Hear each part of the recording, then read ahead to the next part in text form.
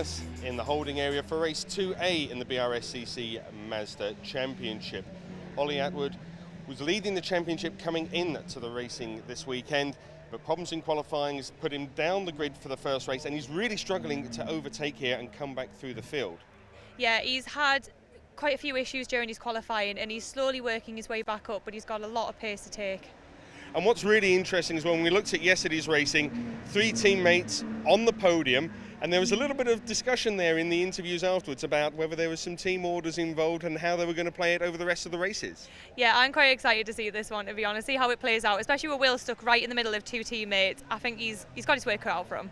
And Sam's really quick as well. Is he really going to play the team game, or is he going to go past Will and try for the victory?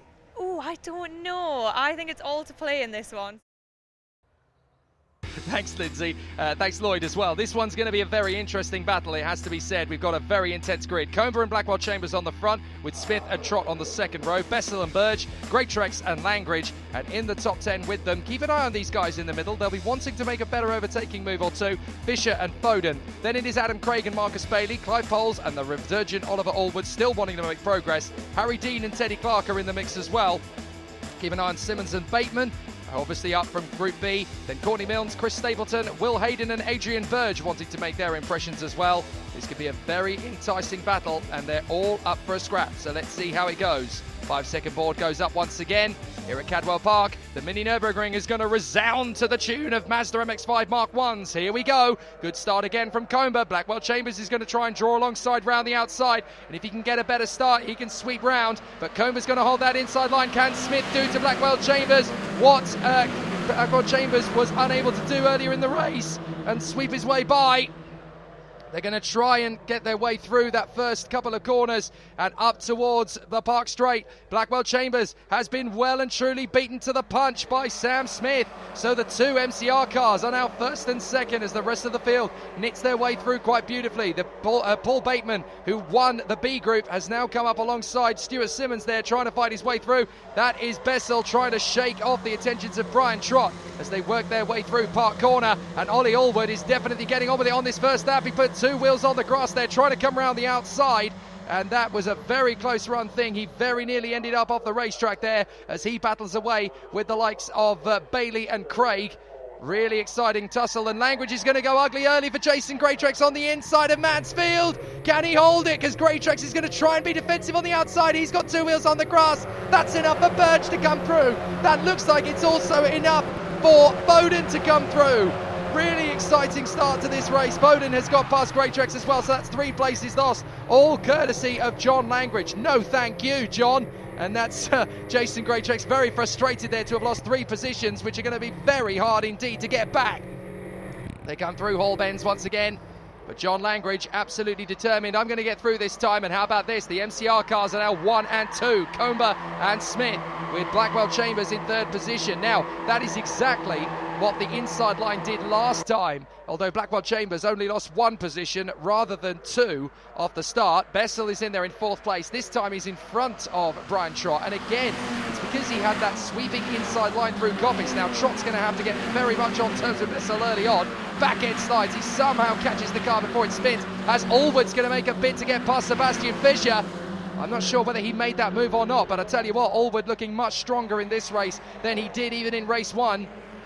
So Blackwell Chambers is now going to try and knock on the door of the MCR cars. He had 1 that he was staring at the back of all the way through race 1. Now he's going to be staring at 2 of them all race long unless he can do something about it. This is great work for Comber. And for Sam Smith, it's some good points on the board. Now, Smith, of course, is ahead of Comber in the championship, but it made sense from their point of view as the team to leave Comber out in front to defend from Blackwell Chambers. He took the win. Now, Smith is into 2nd position. Is there going to be a team game here? Will Smith be allowed by Mike Comber to get through, take a 2nd position, and hope that he can get the win? Well, a bit of a run wide from Smith. I don't think he's going to be letting Smith through anytime soon, because if he does, there's a good chance Blackwell Chambers will come through as well now, with Smith having lost time. So if I'm Mike Comber, I'm just getting on with it. Keep pushing. Up the mountain for the 2nd time, and Sam Smith hanging on in front of Will Blackwell Chambers as they come onto the straight once again through Hall Bends. Right, left, right again, left again. exciting part of the circuit. This is a real roller coaster for a racing driver. Then into the slowest corner on the circuit, the hairpin just before the barn. You can get a lot more speed here out of the right-hander. Then it's Trott. Langridge is now ahead of Bessel. In fact, we've got the safety car out. Now, is it Bessel that's gone off? I'm not sure where Bessel is. Ah, no, that's the 54. That's Marcus Bailey. So Bailey has gone off there, and I think that's up at Charlie's. So problems there. We're under safety car. I'm hoping we could see that incident again, but obviously if the camera wasn't in that particular part of the circuit on that particular point, we're not going to be able to see it. But Marcus Bailey, no surprise at all that the safety car is out, because he's gone off big time there at a rather awkward part of the circuit. Now Bessel's gone missing. Langridge is next, then it's Burge, then it's Foden, Fisher and Allwood. So what's happened to the 4 of Adam Bessel? Because he seems to have fallen away from the frame. I'm going to try and spot him, because in behind Allwood, that is Adam Craig in the 29. So I'm not entirely sure what's happened to Bessel. I'm just trying to look down the field and see if he's there. Well, there's Clive Poles, there's Teddy Clark, there's Simmons. So where is Bessel? I can't see him anywhere. We'll try and have a look at him. But the safety car is out there at the moment here at Cadwell Park. And they don't want to be held behind the safety car too long here, because the clouds are starting to get thicker and thicker. The last thing we want in this particular part of the race weekend is rain, because that's going to make things mighty slippy. And here at Cadwell Park, when it starts raining, it's like sheet ice. Now just looking through again, just looking at Craig, Poles. Then we've got Clark and Simmons. Is that Bessel? No, that's Bessel. So Bessel has rejoined in behind Harry Dean. So he's lost a lot of time somewhere along the line. And right at the back of the field, I think that is Adrian Burge in the 7 still. But we're under safety car conditions here at Cadwell Park. Now I'm hoping we're not going to be behind the safety car for too long, because obviously we've got a very tricky part of the race to come. The track conditions are definitely cooling down a bit, and that's going to make things awkward for the drivers, who will not want to cope with rain for longer than they have to.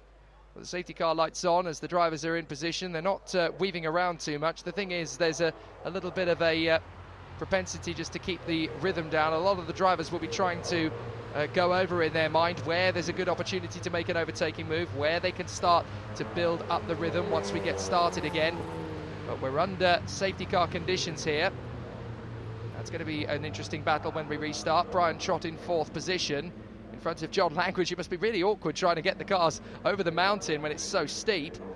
Now, just looking out to see how things are with Marcus Bailey, the leading Masters driver up to that point. That's going to hand the Masters victory, as things currently stand, to Clive Poles, the number 18, who is there. You can just see him behind Craig. There's the championship leader into this weekend, Oliver Allwood, but he's still down behind Sebastian Fisher. So Allwood is making progress through the field, but it's still looking unlikely he's going to pick up a race victory today. That just shows you how awful a bad qualifying session can be for your weekend. Allwood is in 9th place now, so to be fair to him, he has made up 5 places off the start, which is a lot more than he made up on the last race, which was just the mere 2. Here are the last 5. Now these guys are going to be right towards the back of the grid. Now that's Jason Greatrex right at the tail end, actually, behind Adrian Burge. So something happened to Greatrex. Now I wonder if it was Greatrex and Bailey who got together, and Greatrex has ended up at the back of the grid as a result of that, because Bailey was obviously around the same sort of part of the circuit as Marcus Bailey when that accident happened. Now, unfortunately, I don't think we've got a replay of what happened to Marcus Bailey, and he didn't have a camera on board. So unfortunately, that's something that you're going to have to chase up Marcus Bailey about later, or we'll certainly try to ourselves. Yellow flag still flying. How's the clean-up job at Charlie's? Because we're trying to make sure that we've got a race still to come for the second half. There is the safety car. Where is Bailey's car? I think it's gone, actually, from that part of the circuit, so they've cleaned it up relatively well. I'm hoping that means that we're not going to be sat behind this safety car for much longer, because he seems to have gone off at the first part of Charlie's. You could just about see him in the background last lap. This lap we can't, so I'm hoping that means we're going to go racing again very shortly, and I don't think we're going to get any of the rain that is being threatened overhead. There is the truck bringing the car in, but he's having to use the racetrack to get back. Now that's going to be a bit awkward, because depending on where they park the car, they might not be able to get round again before the end of the lap. Well, I wonder if they're trying to keep the safety car behind it so that they can basically lead this car around of Marcus Bailey's, and then hopefully they can pull it off to the circuit and we can start racing straight away. But that's a rather interesting image of the leader of the race currently is a low loader. You don't see that very often. Then it is the 54 of Marcus Bailey, who if he was actually winning the race, I think he'd be having a nosebleed. But sadly, it's these guys who are actually the leaders of the race. So they'll be going racing again shortly, but I think that is a tactical decision by the safety team to let the truck with Bailey's car around first, keep the safety car and the rest of the field behind it so that when it can pull off into a safe position, then basically we can get the race started straight away. And that would be good because that means we only get to spend 2 laps of the race under safety car. Now, the big problem here is for Jason Greatrex, because I think he was the one involved in that incident with Marcus Bailey. Now, because he's at the back of the grid, he's got to make up at least 5 places, because if he doesn't, he's going to be relegated down to the B group. Well, of course, Bailey's going to go down to the B group whatever happens because he's out of the race. But Greatrex is down there as well, so he's got to overtake, let me do the math, 4 cars to stay in the A group. So this is a big problem for Jason Greatrex. Overtaking here is very tough as it is, but that's just made it 10 times harder. Now, because we're behind the safety car, we're getting close to half distance in terms of time. We're not going to get as many laps in as we did before. But the field is now all bunching up, and I think that's because we are about to go racing again. Now, I just want to see what the safety car is at. We're almost at a dead stop on the way out of Mansfield to the mountain. Yeah, that's the reason. The safety car's lights have gone out, and they are holding the field back. Now, I've seen this happen before when club racing fields have decided to try and time when the safety car goes. They've got it wrong and have ended up slamming on the brakes again in order to get the restart perfect. Now, from Comber's point of view, all he has to do effectively is wait until the safety car is well and truly out of sight, and then they're okay. So when is Comber going to drop the hammer here in the Hall Bends? If I was him, I wouldn't drop the hammer until I was out of the hairpin, because then you can line up that hairpin beautifully. If you make a mistake in that hairpin, then there is a very good chance that you'll drop off the circuit.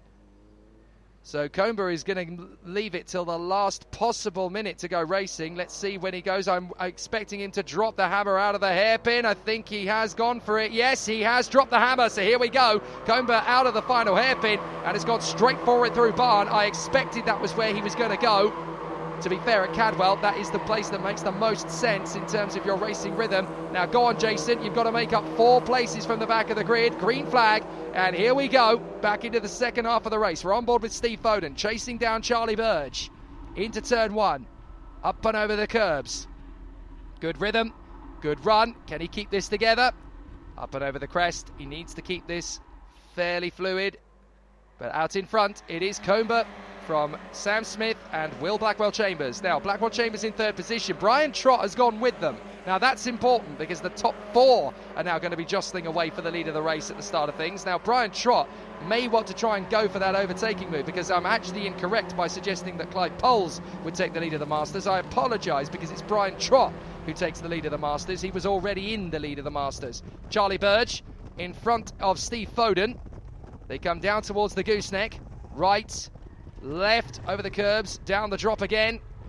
Going very well indeed, these two, and having to use just a whisker of grass on the exit of the curb there, just over the white line.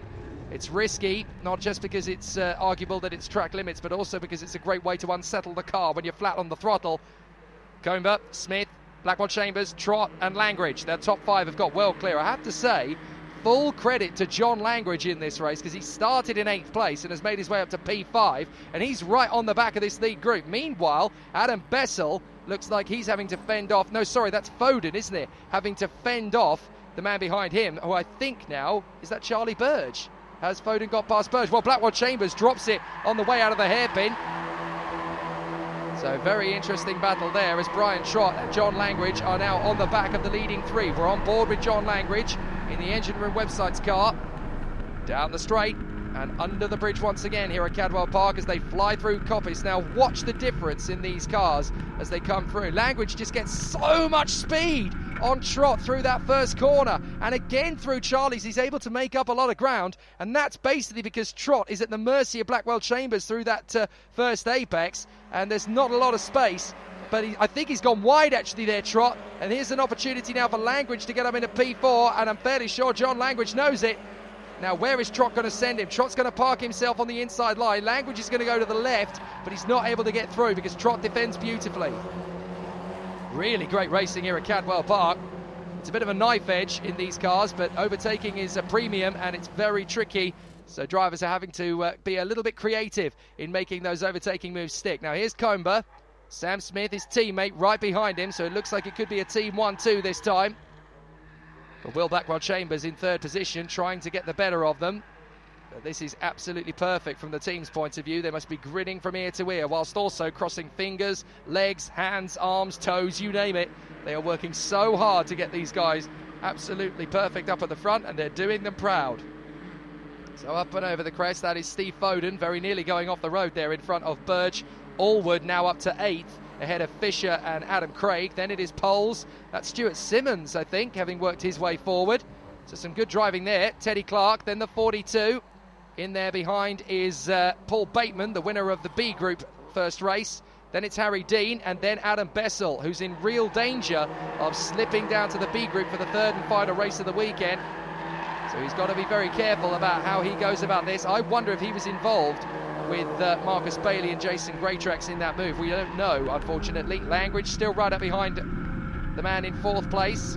You do get the sense that if Language could get past Brian Trott, then he would pull away in 4th position and leave him standing. But unfortunately, he just doesn't have the space, as again, Brian Trott runs deep at Charlie's. It's so hard to get the car stopped at that part of the course. There is Stuart Simmons trying to get away from his own battle. Teddy Clark in behind, and now we got side by side. That is Bateman making his bid for Dean, with Bessel going with Harry Dean up the straight. So I think Paul Bateman is going to be hung out to dry here. Bessel is going to slot his way through, and there isn't a lot that Bateman can do about it except try and hold the car around the outside, but Bessel is through. And that's a crucial bit of overtaking there from Adam Bessel. He really needs to get that position so that he can remain in the A Group for the finale. But he may want to go for a race victory in Group B rather than scrapping away for the mere scraps of the race in race 3, depending on what he chooses to do. He could do with getting his confidence back after that little incident. So you never know, maybe a Group B victory fight could be exactly what would do the trick. But I don't think anybody really wants to end up in Group B if they can help it. So Bessel doing his best as they come up the mountain once again. Up and over the crest.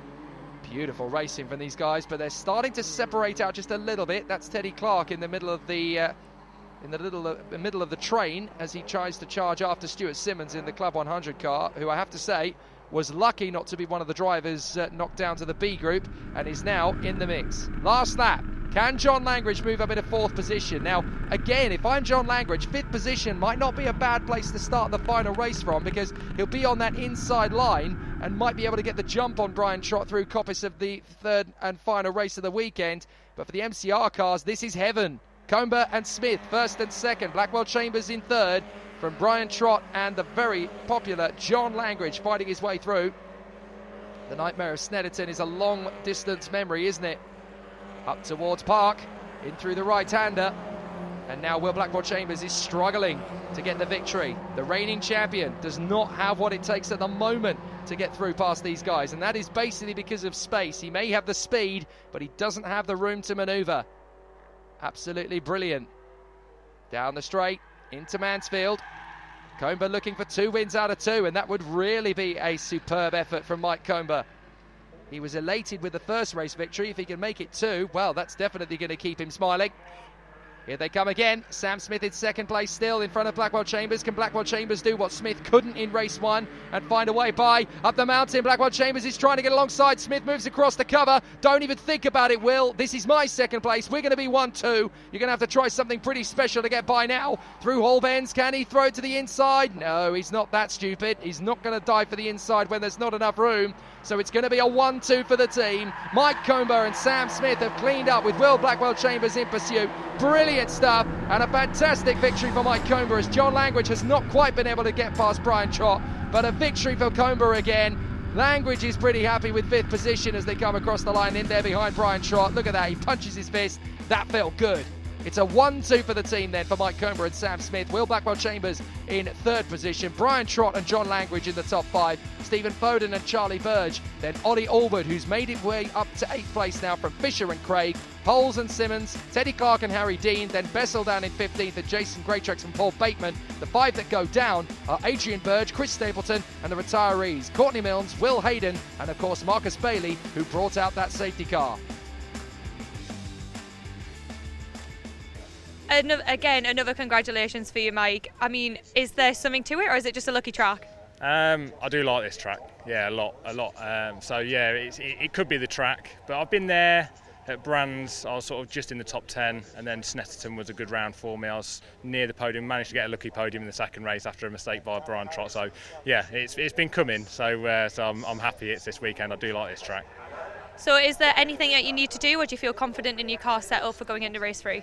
Yeah, car feels great as long as I stay consistent. So it's all down to me.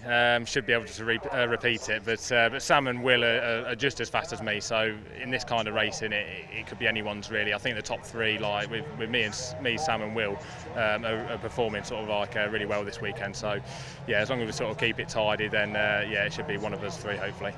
Are you worried about your teammate behind you at all? I am, yeah. I'm just all I'm doing is just working on the exits of the corners, coming onto the long straights, just trying to sort of make it as hard as possible for them.